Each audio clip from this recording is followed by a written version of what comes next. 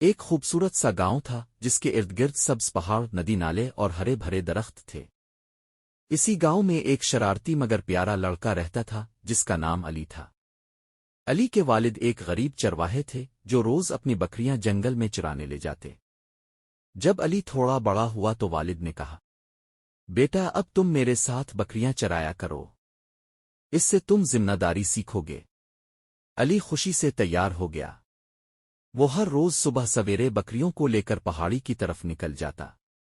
راستے میں وہ گنگناتا پرندوں کو دیکھتا اور ہوا میں اڑتے پتوں کے ساتھ کھیلتا۔ کچھ دن سب ٹھیک چلتا رہا، لیکن جلد ہی علی کو بوریت ہونے لگی۔ اکیلا پن اسے ستانے لگا۔ وہ سوچنے لگا، روز وہی بکریاں، وہی درخت، وہی راستہ، کوئی مزہ نہیں، کیوں نہ کوئی شرارت کی جائے۔ اچانک اس کے ذہن میں ایک خیال آیا۔ وہ زور سے چلایا، مدد کرو، بھیڑیا آیا، بھیڑیا میری بکریوں پر حملہ کر رہا ہے۔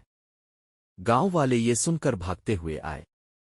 کسی نے لاٹھی اٹھائی، کسی نے لکڑی، تو کوئی پتھر لے آیا۔ سب نے جنگل کی طرف دوڑ لگائی۔ جب وہ وہاں پہنچے تو دیکھا کہ سب کچھ ٹھیک ہے، بکریاں اطمینان سے گھاس چر رہی ہے اور علی ہنسی سے لوٹ پوٹ ہو رہا ہے۔ ہا ہا ہا، تم سب کو بے وقوف بنا دیا۔ گاؤں والے غصے سے بولے، شرم کرو علی، مذاق کی بھی کوئی حد ہوتی ہے، جھوٹ بولنا بہت بری بات ہے۔ لیکن علی ہنستا رہا، ارے چچا بس مذاق تھا، اتنا سنجیدہ کیوں ہو گئے؟ گاؤں والے ناراض ہو کر چلے گئے۔ اگلے دن علی نے پھر وہی شرارت دہرائی، مدد کرو، بھیڑیا آیا۔ گاؤں والے پھر دوڑتے ہوئے آئے، لیکن اس بار وہ جان چکے تھے کہ علی جھوٹ بول رہا ہے۔ انہوں نے کچھ نہیں کہا، بس غصے میں سر ہلا کر واپس چلے گئے۔ وقت گزرتا گیا، علی اپنی شرارتوں میں لگا رہا، لیکن ایک دن قسمت نے اسے ایک بہت بڑا سبق دیا۔ شام کا وقت تھا، سورج پہاڑ کے پیچھے چھپنے والا تھا اور جنگل میں ہلکی سی ہوا چل رہی تھی۔ اچانک علی نے جھاڑیوں کے پیچھے سے آواز سنی۔ اس نے پیچھے مڑ کر دیکھا تو ایک بڑا اور خوفناک بھیڑیا تھا۔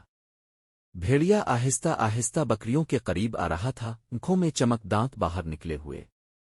علی ڈر کے مارے چیخ پڑا، مدد کرو، مدد کرو، اس بار سچ میں بھیڑیا آیا ہے، کوئی ہے جو میری مدد کرے۔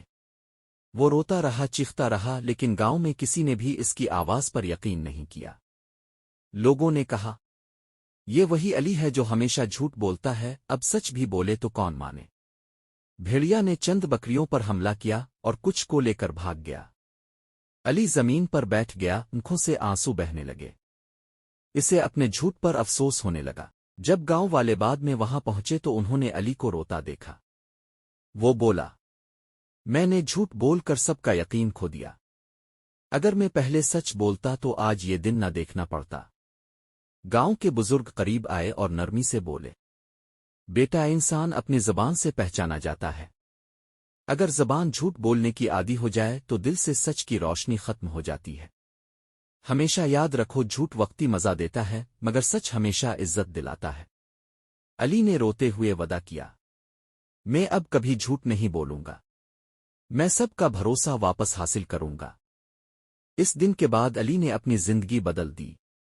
وہ ہر بات میں سچ بولتا، ہر کام ایمانداری سے کرتا۔ آہستہ آہستہ لوگ دوبارہ اس پر یقین کرنے لگے۔ گاؤں کے لوگ اب علی کو مثال کے طور پر یاد کرتے۔